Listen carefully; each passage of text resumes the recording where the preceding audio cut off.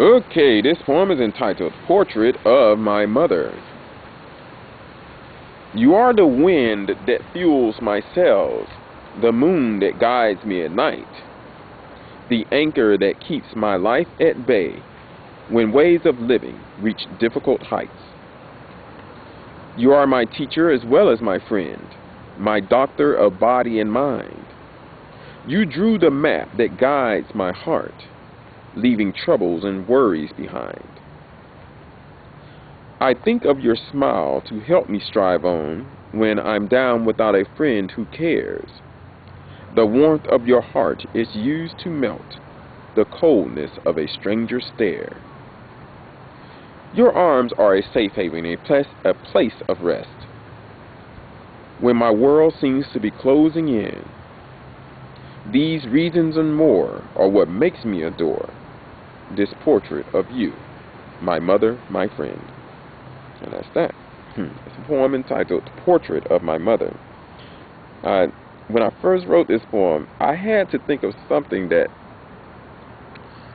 since I can't draw, and it is a portrait, I made the portrait in words. So that's why it's so descriptive. It's so descriptive. So when you close your eyes, you can see it.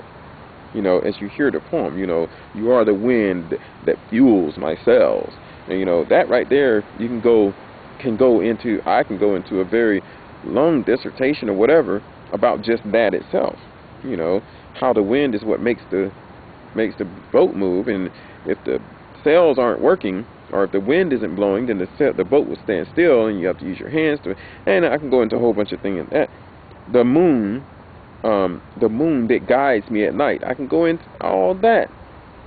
The anchor that keeps my life at bay, definitely there, when waves of living reach difficult heights. And they are going to do that. You are my teacher. She was my teacher, as well as my friend, my doctor of body and mind. You drew the map that guides my heart. She drew it now, leaving all troubles and worries behind. And so I had to be very descriptive with the poem. And that poem was entitled Portrait of My Mother. In light of that, when I was talking about, every time some thoughts come to my head, I always have to say something. But, I could tell you one thing, that there are two things in this life that you need not worry about.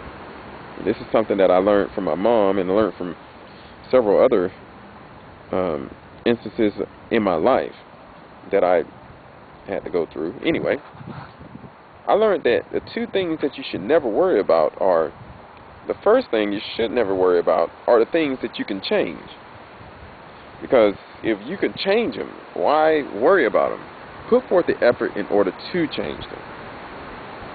The second thing that one should never worry about are the things that you can't change. If you can't change it, it's a waste of time to worry about it.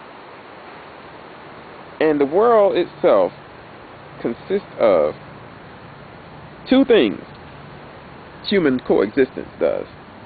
Humanity consists of things that you can change and things that you cannot change. Since it consists of those things you can change and cannot change, and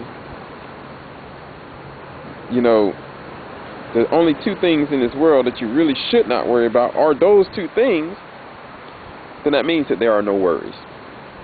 Brings up a poem title, I guess I could do. No worries. Okay, the next poem that I would like to do is called Genocidal Age. Okay? So I'll see you with Genocidal Age.